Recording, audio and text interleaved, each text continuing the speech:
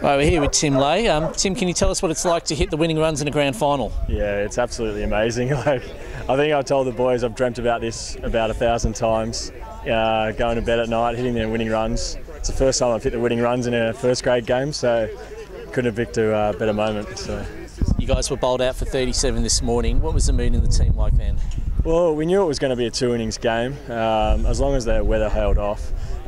We felt like 40 runs wasn't a big difference in the game. So as long as we were able to bowl well, take our chances and bat well, then we always felt like we were in the game. Yeah, it wasn't feel like it was over. So. Was there still enough assistance in the pitch for you guys when you bowled for the second time? Yeah, there was. Yeah. We were saying it felt like a day one wicket today. So bowling in the morning, there was a bit of movement going on and a little bit of bounce as well. So and towards the end, thankfully the sun came out. The remote controlled clouds helped us, and the sun came out and it dried it out a little bit as well. So it was good.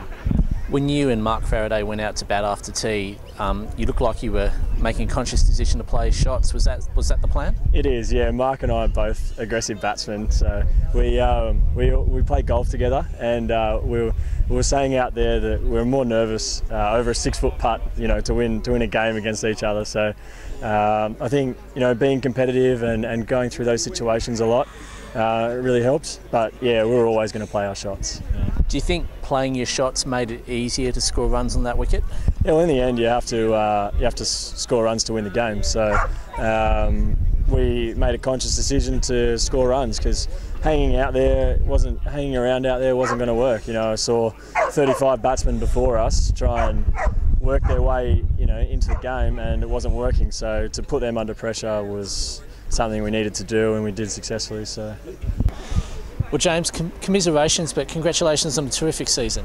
Thanks, mate. Yeah, as I said in the presentation, with about 3 games to go, we had to win every game to make the finals, and we're in positions in every one of those games where we shouldn't have won. So the boys showed a lot of character and a lot of fight, and they did the same over the last 2 days. But unfortunately for us, there was a really good partnership between Timmy and Farahs, and there's a difference in the game. So credit goes to Sydney Uni.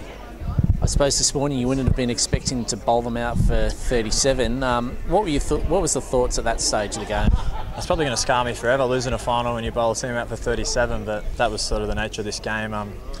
We knew that it was all going to come down to the second innings, and we thought with some sun on the wicket it'd just get better and better throughout the day. And after tea it was pretty good to bat on, so we were probably just a little bit short with the bat, and like I said, a really good partnership at the end was the difference in the game. So unfortunately, we're just a little bit short today. It's been a very impressive season for the Bankstown Club. You've won the Green Shield, you've won the PGs, and a lot of these PG boys have played in this grand final. How important is this game going to be for the club moving forward? Oh, it's going to be massive for them. I mean, 4 of our top 5 are our PGs batting lineup, so to win the Greenies and the PGs and to have, I think 5 of those blokes come front up and play in the first grade final, it's going to be a huge experience for those guys. They'll learn a lot from, I guess, the intensity of finals cricket, and particularly the final. But I think the future's in pretty good hands at the club. There's some really good young players coming through, and hopefully you'll see them in another final next year.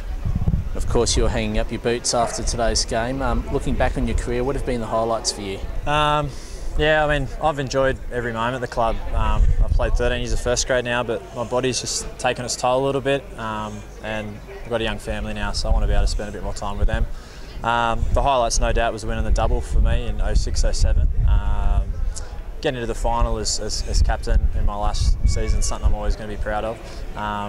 But just having the opportunity to play with some fantastic players, like obviously Mark and Steve Waugh early in my career, and Coy Richards and Scott Thompson and David Freedman, and some of the legends of New South Wales cricket, is something that I always look back on and be really proud of.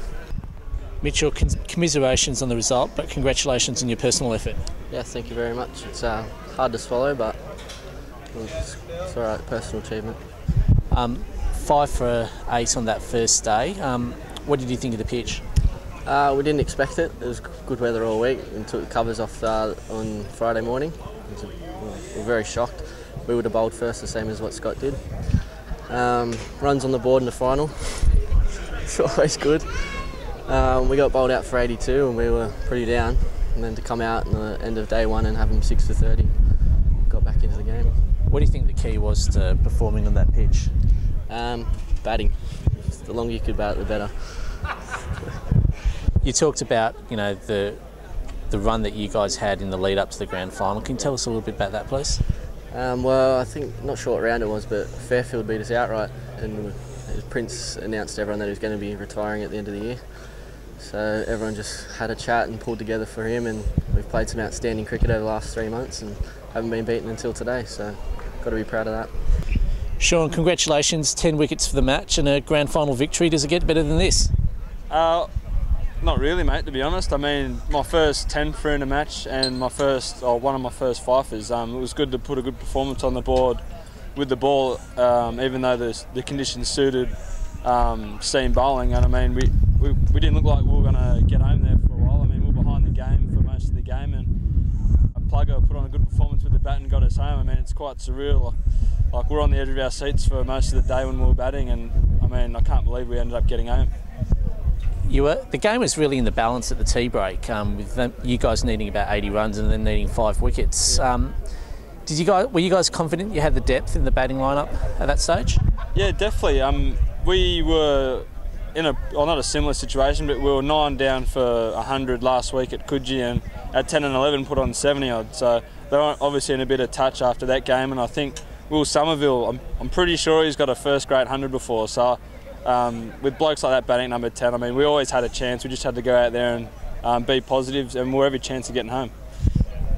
On a personal note, you know, you've won a Sheffield Shield in the last few weeks. You're the Steve Waugh medalist. Is it easy to come back and get yourself up for games like this? I love playing grade cricket. I love playing for Sydney Uni, and it was a bit tough coming back after celebrations and getting my head around playing cricket again, but once I stepped on the paddock with the boys, it was like another game of cricket. I mean, they're a good bunch of guys to play cricket with, and yeah, they certainly made it a lot easier.